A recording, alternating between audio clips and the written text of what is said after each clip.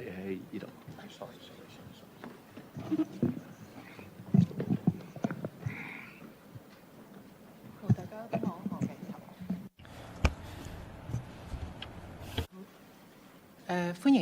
Welcome to the press conference by the Working Group on Promoting Silver Economy. On the stage, we have Mr. Chek Wing Heng, Deputy Chief Secretary, Mr.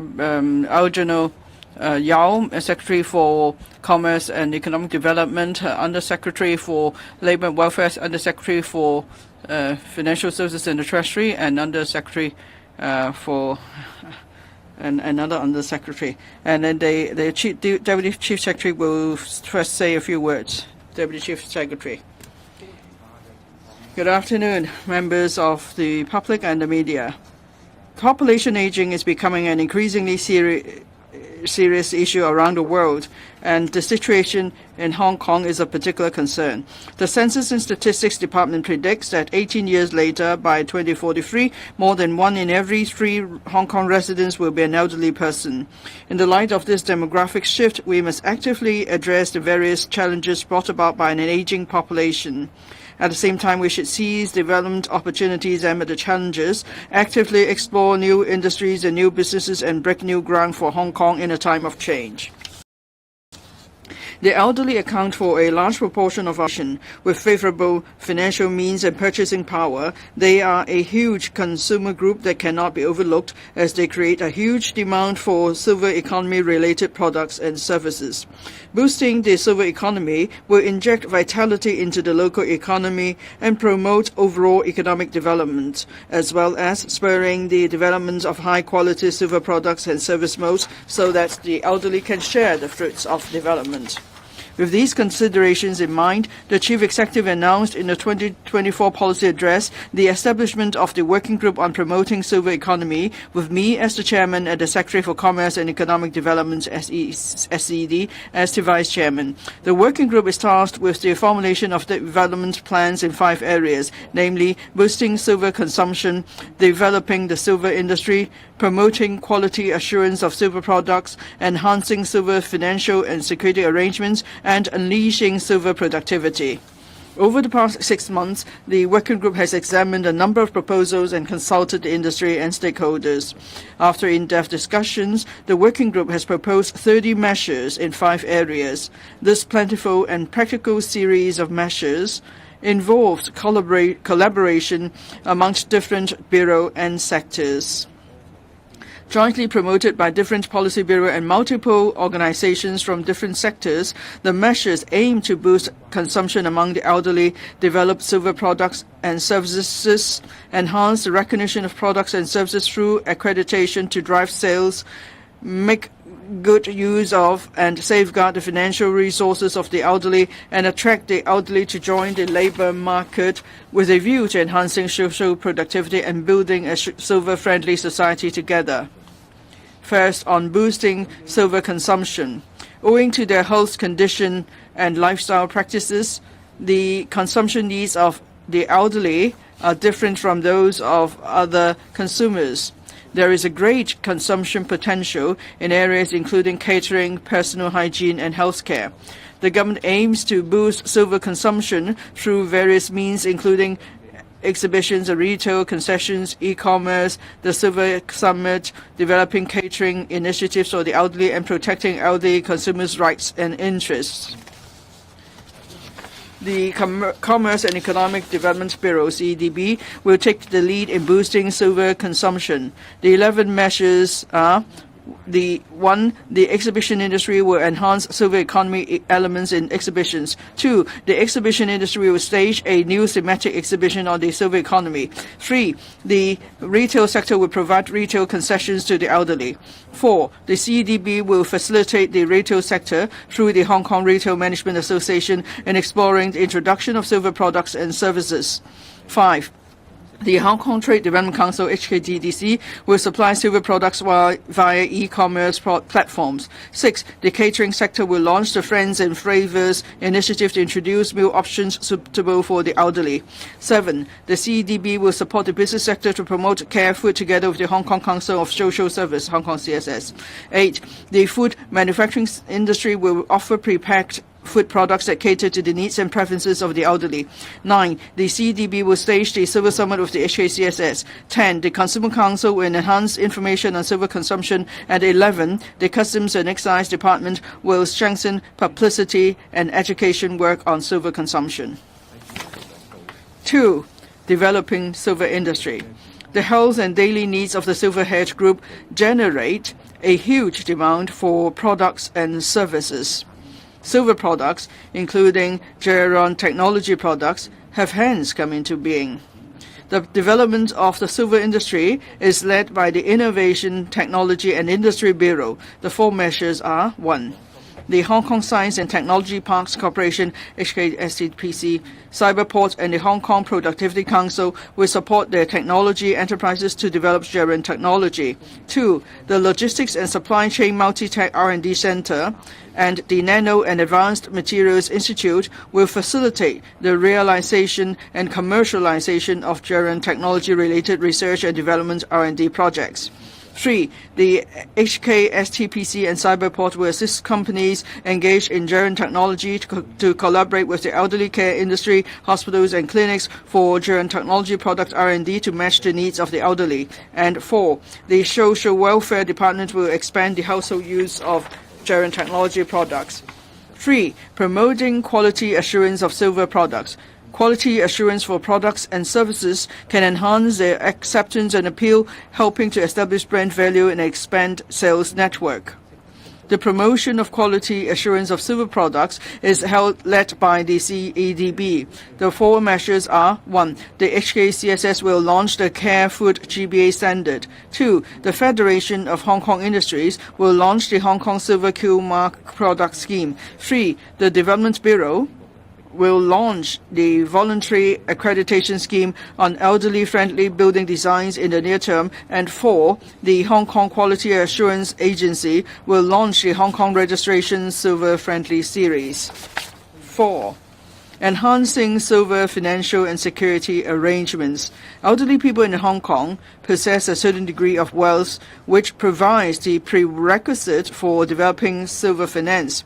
The government's objective is to assist the elderly to make good use of their financial resources and financial management tools and to protect their financial resources through a comprehensive package of measures. There will be 7 measures for enhancing the silver financial and security arrangements, which will be led by the Financial Services and the Treasury Bureau. 1. To develop more cross-boundary elderly care insurance products by the insurance industry. 2. To further promote the free instruments of peace by the legal sector. 3. To strengthen promotion of Hong Kong MC retire free and promotes the further development of the local annuity market by the Hong Kong Mortgage Corporation Limited, Hong Kong MC. 4. To step up financial planning education for the public by the Hong Kong MC, the Investor and Financial Education Council IFEC, and the Mandatory Provident Fund Schemes Authority. 5. To step up anti-financial scam education and publicity activities for the elderly by the IFEC. 6. To strengthen the anti-fraud capabilities of banks jointly by the banking sector and the Hong Kong Monetary Authority, Hong Kong MA. And 7. To develop guidelines on elderly-friendly banking services by the Hong Kong MA and the banking sector.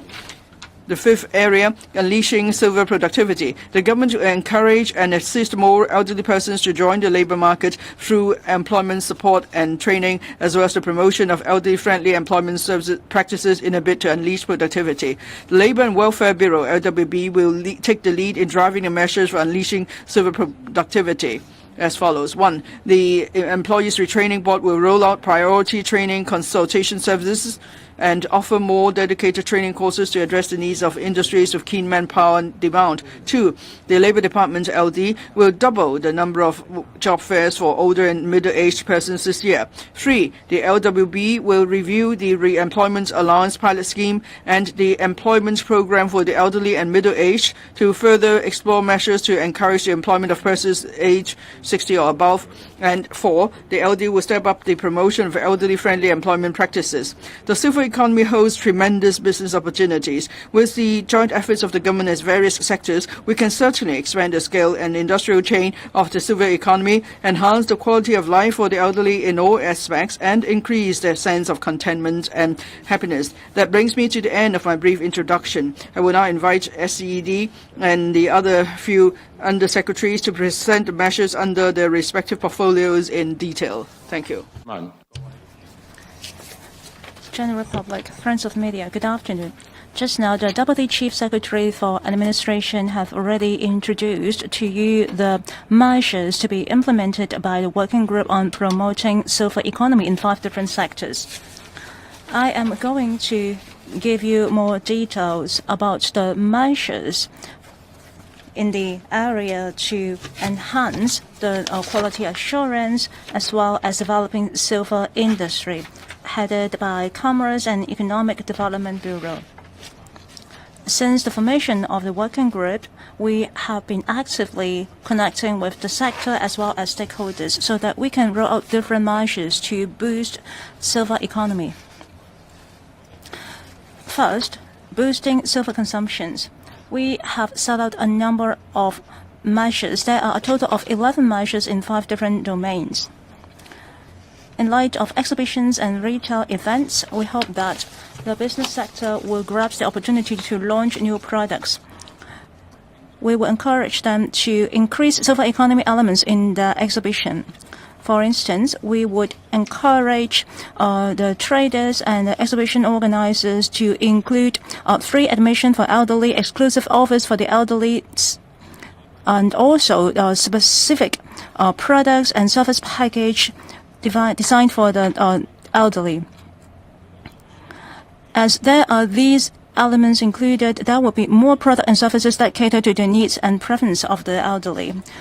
Under the efforts of my bureau, there have been a number of exhibitions that have begun different measures. For example, in February 2025, the Holiday and Travel Expo has put in a lot of effort into boosting silver consumption. We have noted a nearly 20% of number of elderly visitors increased. And the soon opening in-home expo has also set out a silver zone, rolling out the products that are specific to their needs at home. In the second half of this year, there will be even more exhibitions to cater for the needs of the silver economy groups. Second, to stage a thematic exhibition of silver economy. We want to provide a one-stop platform to cater for their needs so that we can attract elderly, their families as well as caretakers to join the exhibitions and look for products and services. We hope that it will also help boost silver economy. By doing so, the service provider and the business in this sector can also have more exposure and boost consumption. There is a various of themes and there are a lot of different programs at this exhibition. We hope that by first quarter of 2026 we will be able to roll out this exhibition. Third, to provide retail concessions to elderly. We have already been in touch with Hong Kong Retail Management Association to encourage them to invite members to provide elderly concessions at the Hong Kong shopping festivals in Q3 this year. There will be also different elements on silver economy so that we would be able to promote the concept of silver consumption and to create joyful silver consumption atmosphere. At the moment, we are also working together with the HKRMA to explore different services and products regarding to the silver economy. At the Retail Summit in June this year, they will also invite retail experts and leaders to share, analyze the impact of silver generation on the retail market. They will also be sharing successful case studies and innovative strategies in order to facilitate cross-sector collaboration. Apart from the physical store, e-commerce has already become a major channel of consumption. We understand that a lot of suppliers hope to expand their sales network. Therefore, we are also encouraging the e-commerce platform of the Hong Kong Trade Development Councils, and that is the Hong Kong TDC Design Gallery. They will work together with HKCSS to provide more products and services that focus on the elderly. On one hand, there will be a reliable online platform for them to procure related products.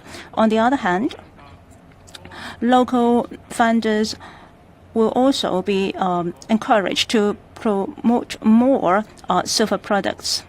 The Hong Kong TDC's Design Gallery online store has already set up a new category dedicated for silver products for the browsing of elderly and their caregivers. In the second quarter this year, HKTDC will continue to renew the brand and products so that there will be a wide variety of products. On the other hand, the e-commerce platform of HKTDC also covers the mainland market. Through the HKTDC Design Gallery flagship store, they can tap into the mainland online shopping market through cross-border e-commerce. Our third direction focus on the catering initiative. We want to encourage the catering sector to take care of the needs of the elderly. And they have already shown interest in participating in the Friends and Flavors campaign. In third quarter 2025, different caterers are launching different discounts and concessions to the elderly, as well as some easy-to-chew or healthier menus, attracting the elderly and the family to eat out and to enjoy family time. We expect about 100 restaurants to join this campaign. To those elderly who have difficulties in swallowing, we are also working together with restaurant chain groups in launching soft meals. The soft meals are launched according to the care food standard of HKCSS. We have observed some very promising sales. At the moment, my bureau is already working together with HKCSS to encourage care food. We also want to encourage more restaurants and catering organizations to introduce care food. The catering need of the elderly is different from the younger generation. They tend to have a preference to some easy-to-chew and heavier food and with lighter portion. Since there is a lack of local prepackaged food products in the market that are tailored to meet the needs and tastes of the elderly Hong Kong, we are supporting the industry to produce food that are easy to chew or in lighter portion and to sell them in supermarkets and other retail outlets. The fourth domain is the Silver Summit. We are working together with HKCSS on the foundation of the General Tech and Innovation Expo Com Summit this November. We will introduce the thematic presentations related to silver economy. We will also encourage proactive participation from organizations and companies from different sectors so that the silver product suppliers and silver service providers will explore business opportunities in Hong Kong. Another key area is to protect the elderly consumers' rights and interests. In light of this, the Consumer Council has set up an advisory group on silver economy, steering the work on protecting the rights and interests of elderly consumers. Through the Choice magazine and also the Smart Seniors section on the website, they are already facilitating the interest and education on the elderly. Later this year, there will also be a one-stop consumption information platform providing easier to browse and richer content for the elderly. Finally, education and publicity. The Customs and Excise Department will continue to enforce the Trade Descriptions Ordinance through a three-pronged approach. Together with the CARE team, they will also try to encourage a smart consumption among elderly consumers. With joint effort, we will be protecting the consumers' rights and interests among the elderly. Another area is to provide quality assurance of the silver products. Well, since there is a lack of standard, it is actually rather difficult at the beginning. However, with our efforts, we are already rolling out 4 major measures. Governments in different GBA cities have been putting effort into developing the guidelines of car food standard in the GBA. And this is also one of the major area of the R&D of GBA standards. By doing so, we will be able to enhance quality assurance of silver products, encouraging the product suppliers to enhance the standard and encourage the trade to participate in forming more standards. We hope that by the end of this year, car food will also be incorporated on the list of GBA standards, becoming the first GBA standard initiated and formulated by the trade in terms of silver economy. Relevant bureaus and departments will step up in promotion so that the business sector will adopt more car food GBA standards. We also aim to launch the Hong Kong Silver Q Mark product scheme. Under the support of the Federation of Hong Kong Industries, there will be an introduction of a Silver Q Mark specifically for silver products. Since there are varieties of such products, they are now working to research on the testing standards and certification process. We will continue to join our efforts with TMHK to roll out Silver Q Mark as soon as we can. In order to provide elderly-friendly living environment, we have provided a lot of related suggestions. In short term, we will be launching a voluntary accreditation scheme on elderly-friendly building designs, encouraging the private sector to take the initiative to incorporate such designs in the building. As mentioned by the Deputy Chief Secretary of Administration, he has also mentioned about the Hong Kong registrations in the 3 different areas, and there are one element in helping them to explore the silver product markets. That will be the end of my presentation. Now I would like to defer to the Undersecretary for Innovation, Technology and Industry.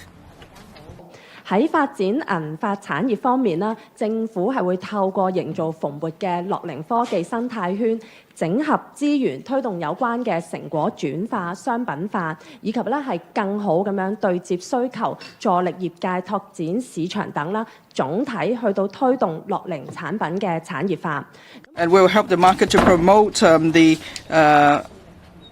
development of German technology products. Now, we keep improving the German technology ecosystem. We give support to IT companies to promote realization and commercialization of products. We also have various funding for promoting the development of German technology products. On promoting the German technology ecosystem, the Hong Kong Science and Technology Parks Corporation and the Cyberport have the foundation to promote such development. The 2 places have together over 120 companies, and they have employed more than 800 people.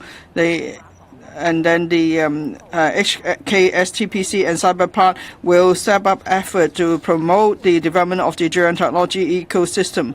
There will be dedicated staff to coordinate the matters in relation to silver products. And then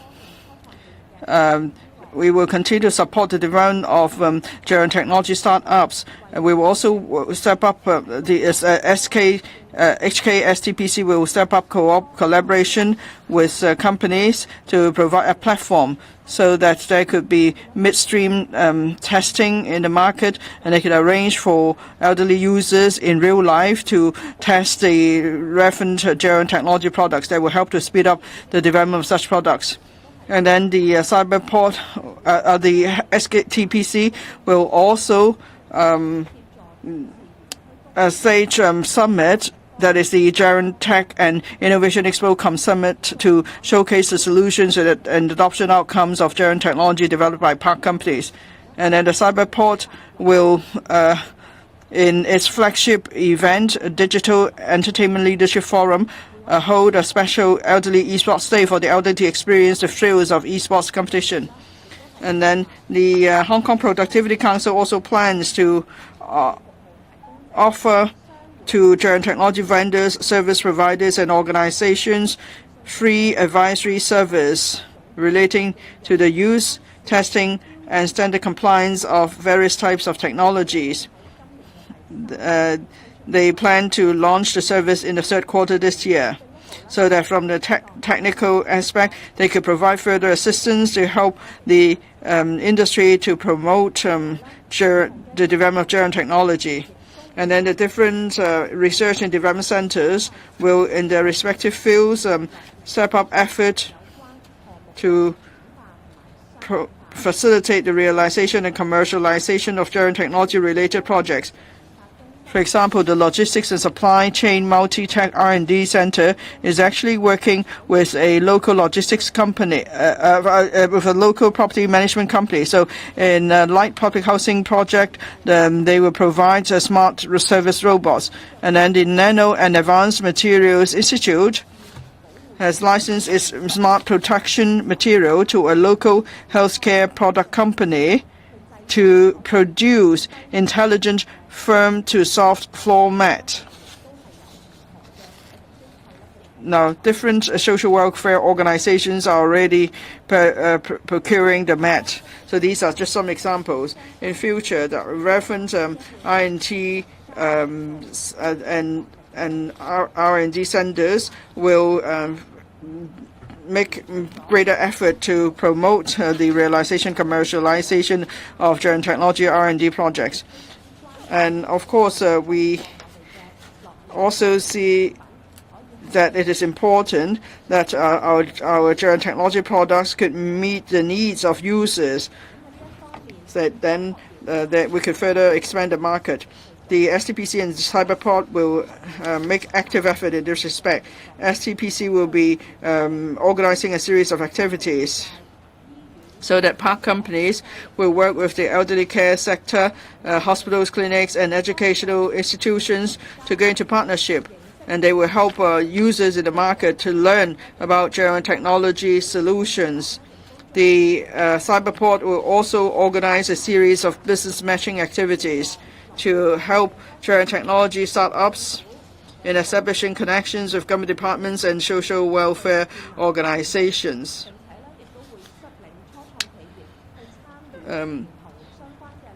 Startups, they will also lead startups to attend different seminars and activity and forums and events, so that startups could further expand their business, and then there could be better. And then there could be more matching and proof of concept opportunities for startups. On developing general technology, well, there's important that we give funding support.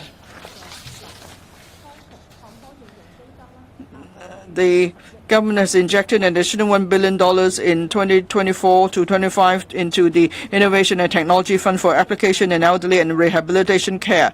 The scope of the fund is expanded to cover general technology products suitable for household use. So eligible subvented elderly and rehabilitation service units can procure the products for lending to elderly persons and persons with disabilities and carers for use at home. We believe this new initiative will allow more elderly persons with needs, including the carers, could benefit from evolving general technology. This could also expand the number of users of general technology product, which in turn will promote the development of the sector. The government will step up publicity and promotion of general technology products. Next, Under Secretary for Financial Services and Treasury will take us through the other measures. Thank you. Friends of media, general public. In regards of enhancing silver financial and security arrangements, there are two major domains and a total of 7 measures.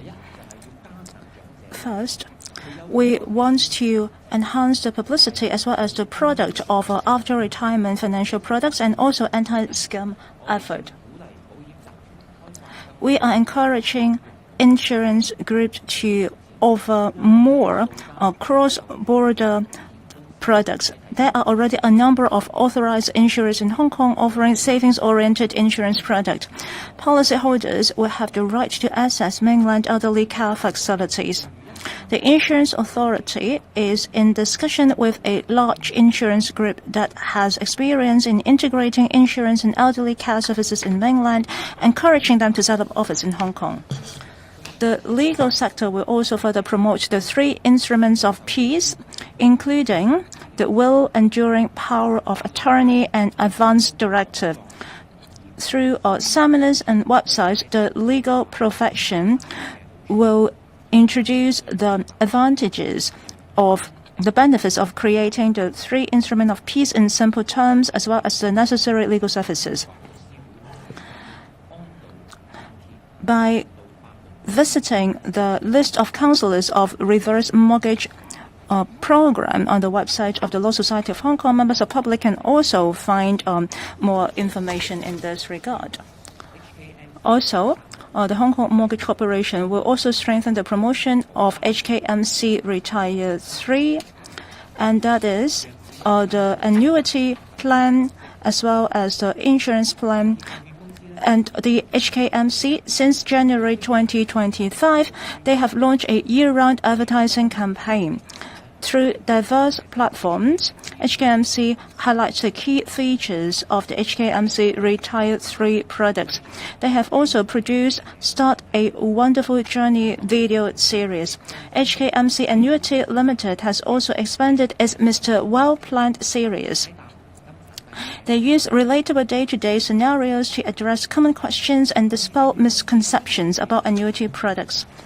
The HKMC will continue to work together with the insurance sector in order to further promote the sales market of the annuity products. Up to this moment, authorized insurance agency have increased, the authorized agency have increased from 100 to over 130 this year.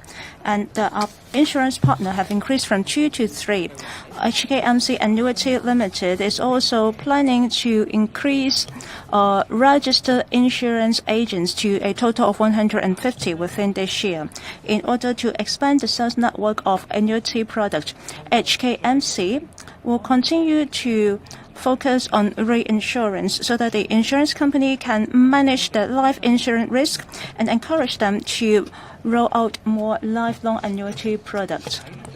Fourth, in setting up financial planning education for the elderly, the Hong Kong Mortgage Corporation Limited will continue to strengthen its education. In 2025, they are planning to organize over 150 financial planning talks with a year-on-year increase of more than 10%.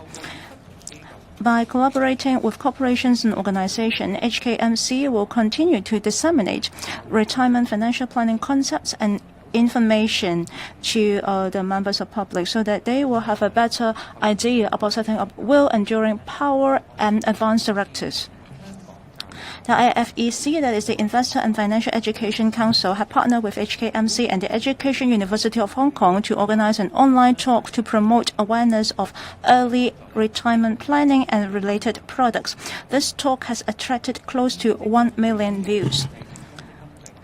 The members who are about to retire, they are also able to make use of the one-shop platform of the EMPF platform to acquire practical information.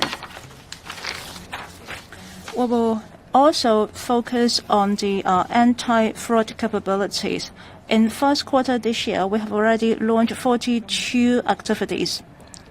Throughout the whole year, we are expecting to organize 100 activities, which is a huge jump from the previous year. Apart from digital financial and financial planning, we are also adding new highlights, including anti-financial scam. In March this year, IFEC also launched the annual Hong Kong Money Month under the theme of Guard Against Fraud, Thrive with Resilience. Through multimedia education and providing resources, we hope to enhance the anti-scam and anti-fraud capability among the general public. We will also strengthen banks' anti-fraud capabilities in order to prevent further frauds among the elderly. Among them, the Hong Kong Monetary Authority, HKMA, has announced new e-banking functions, allowing customers to deactivate certain high-risk online services. For example, adding registration, third-party payees, and also setting the online increase of transfer limits. Because of the guideline of HKMA, retail bank will also roll out measures, namely money safe and default option of disabling e-banking platforms. We will be able to see the launch of these measures in second quarter this year. In December 2024, the HKMA also issued a circular to the banks instructing them to put in place some schemes to prevent, detect, and disrupt authorized payment scams involving the tracking of potential scam and to issue alerts as soon as possible. The HKMA will continue to monitor the progress of works in this regard. In order to strengthen the detection and prevention of financial crime, in April 2024, they have already submitted the legislative amendments to facilitate bank-to-bank sharing of personal account information. The second reading will be resumed shortly. I hope that by doing so, the law enforcement departments will be able to speed up in collecting intelligence.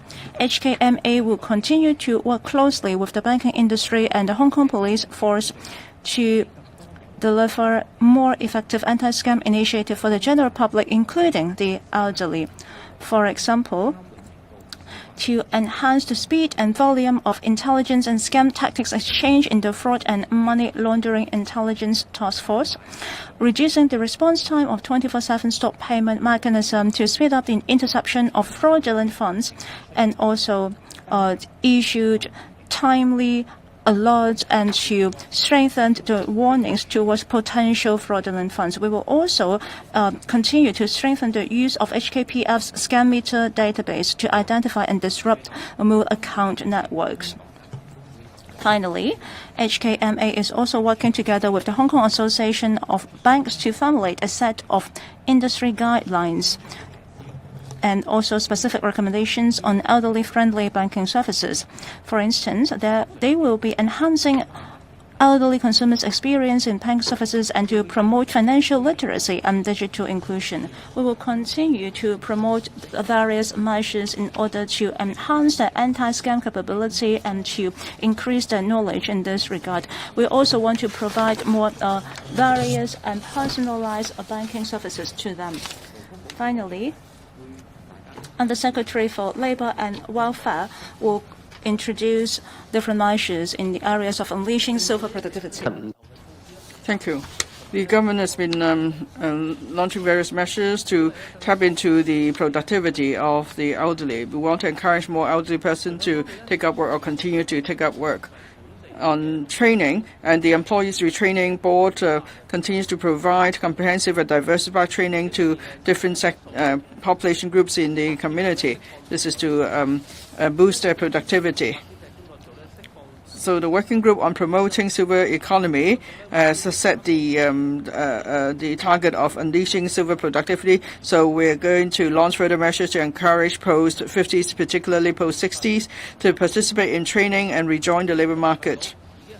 Firstly, the Employees Retraining Board has accorded priority to post-50s since April this year in receiving training consultation service within 7 working days upon making an appointment. And then they could learn about various courses before they sign up for the courses. And then for sectors with keen demand for manpower, the ERB will also introduce new placement-tied courses dedicated to post-50s to address the needs of these industries. The two courses will be launched in the second quarter of this year. That one has to do with catering, the other has to do with welfare workers for residential childcare services. And then there will be a new award for post-60 trainees in workplace re-entry in the ERB annual award presentation ceremony, 2025 to 26. This is to encourage potential silver-haired workers to join the labor market. On promotion, on job fairs, Labor Department will stage about 60 job fairs for older and middle-aged persons, doubling the number organized in 2024. Some job fairs, there are major job fairs in central locations and other job fairs in different districts.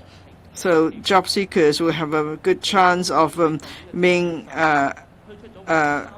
given jobs after interviews. And then we've also launched the Re-Employment Allowance Pilot Scheme, REA scheme, that is persons aged 40 above. They are encouraged to rejoin the employment market. Each eligible participant who has worked for 12 months continuously can receive a maximum allowance of $20,000. We want to relocate it to the needs of the middle-aged and older persons for them to take up full-time work or eligible part-time work. So we have this scheme in place, and the response is favorable. Up to April 2025, over 40,000 participants and over 80,000 placements were recorded that account for about 1/4 of the total. Labor Department will also encourage employers to provide in-service training to persons aged 60 or above. We will encourage employers who take part in REA scheme to also take part in an employment program for the elderly and middle-aged, EPAM.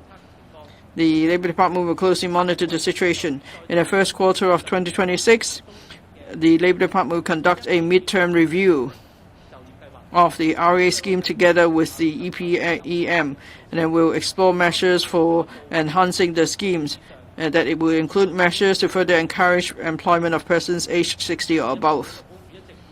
The Labor Department also promotes elderly-friendly employment practices through various means. For example, extending the working age of employees, providing an elderly-friendly workplace, and also so more elderly will continue to work. We will continue to our promotional effort, including the Good Employer Charter. Now I'll hand over to the Deputy Chief Secretary.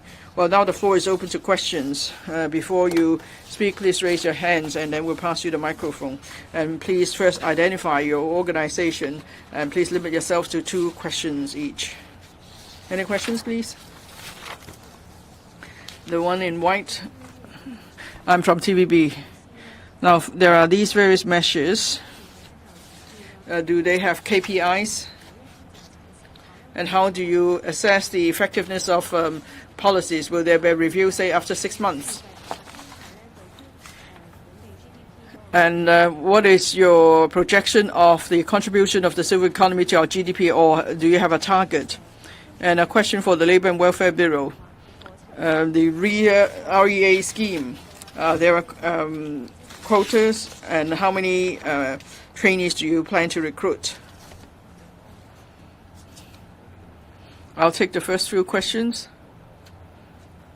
And then on the REA scheme quota, then I'll invite the Undersecretary for Labour and Welfare to take that question. First, on KPI.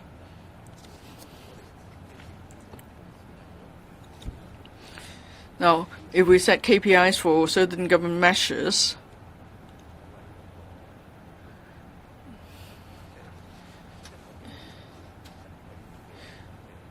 well, it's because we will,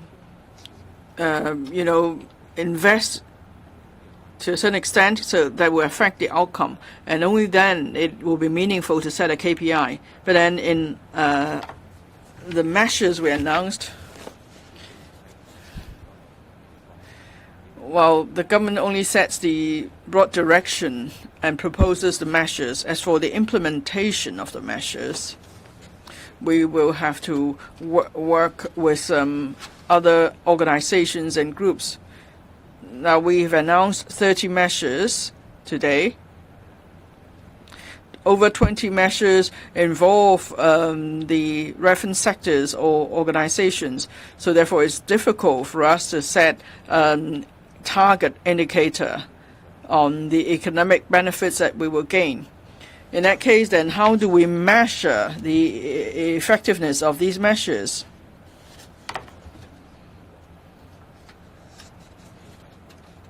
Well, perhaps we can first take a look at the current silver consumption scene. When we consider the silver economy, well, internationally, there's the tendency to look only at silver consumption because it will be easier to collect data. So there won't be assessment of trade, import-export, or investment. Now, in Hong Kong, in 2024, silver consumption, according to the government economist,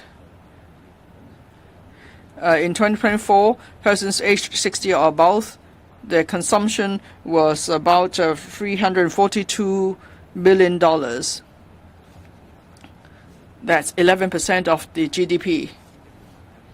The government economist projects that 10 years later, in 2034, the consumption amount could go up to $496 billion.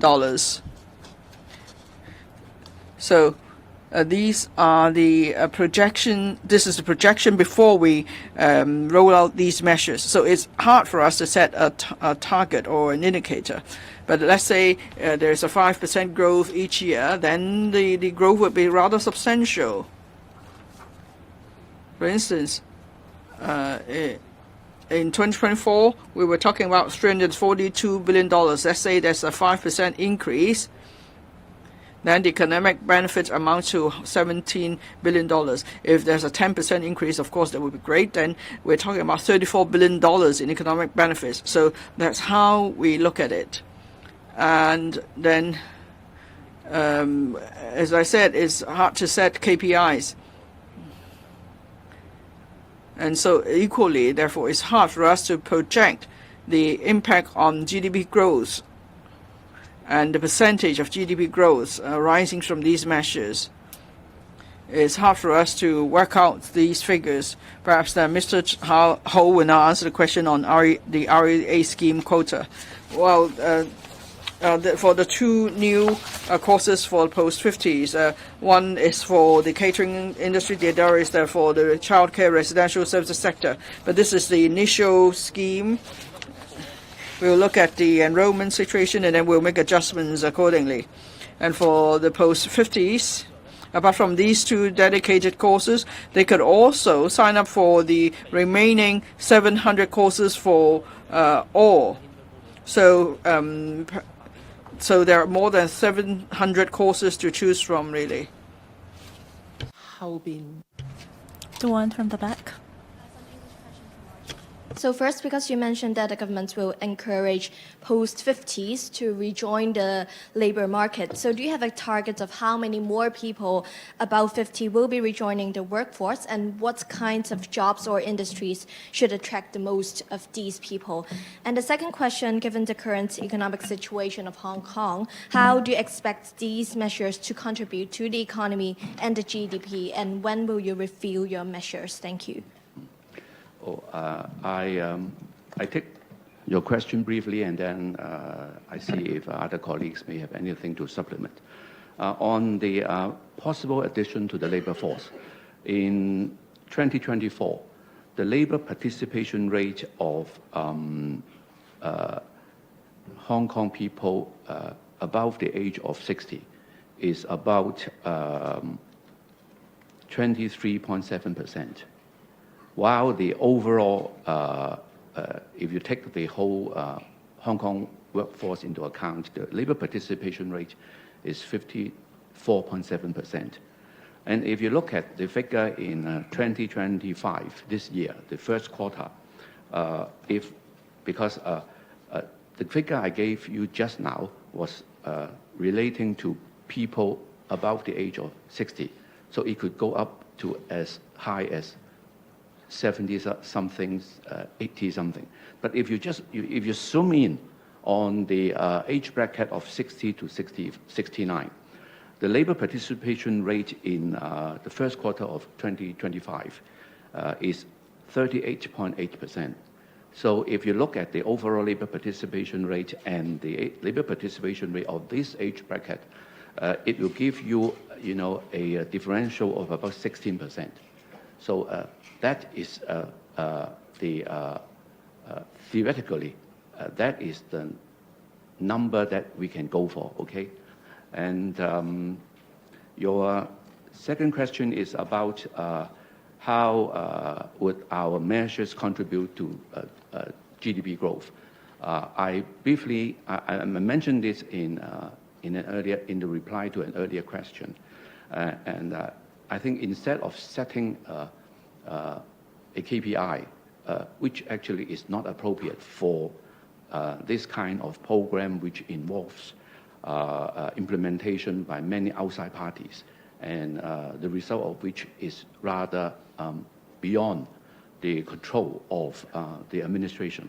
I think it is more realistic or instructional to look at what are we talking about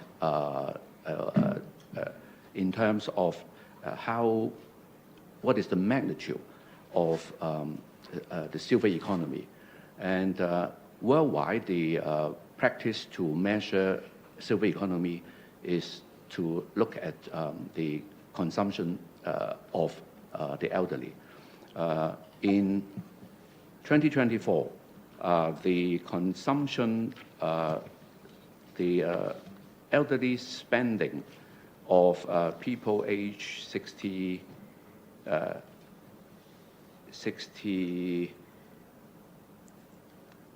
and above amounted to 342 billion. 342 billion. And in 10 years' time, it is predicted to grow to 496 billion Hong Kong dollars. So that is the kind of the magnitude of silver spending. And if we can achieve a 5% growth a year, so if we just take the first year into in illustration, that would amount to 17 billion Hong Kong dollars, which is quite substantial.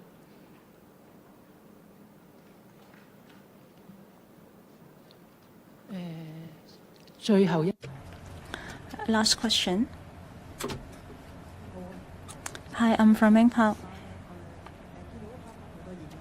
I see there are many slides from this presentation, and there are a total of 30 measures. The majority of them have some connecting parties, but for the pre-packed food, you only mentioned about the sector. It is as if there is no particular association that is in charge of promoting it in the sector. Well, as mentioned by the Deputy Chief Secretary for Administration, you said that there shall not be any KPI. But if we look at the e-commerce platform of HKTDC,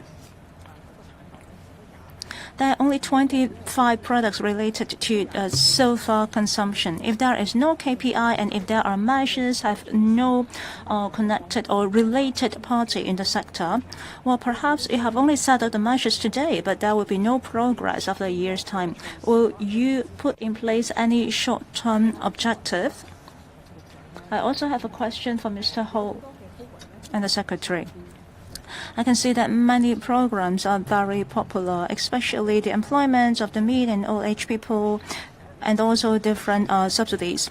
But if we look at the unemployment rate from 59 to 69 or above that, we see an increase of unemployment rate.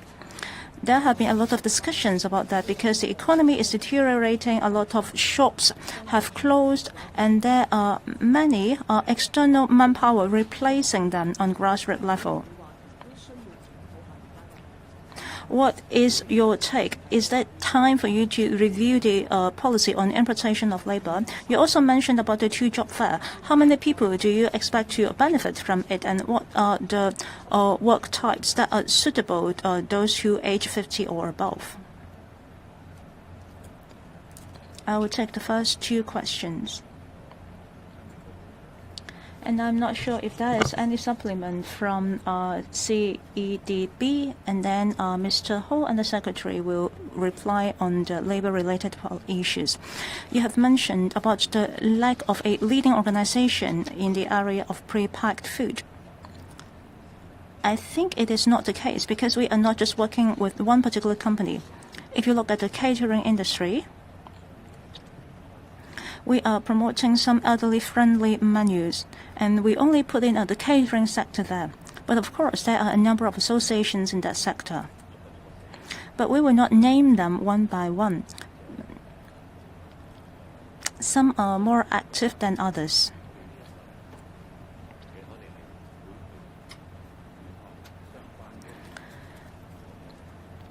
We will be in touch with the related industry, and there are also particular trades, and the FHKI is also familiar with that, so for sure they will be part of it.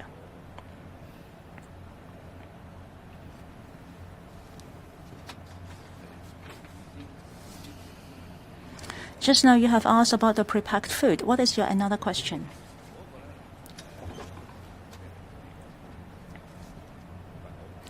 Just now you also mentioned about the TDC, and you asked about the short-term goal. Well, actually, it is not restricted to TDC only because we have a total of 30 measures. How shall we monitor the progress of all of them? Apart from the regular monitoring, I think we are also promoting together with the relevant organizations. If we are able to collect some data, we will be able to have a better analysis. In 2026, perhaps it will be an appropriate time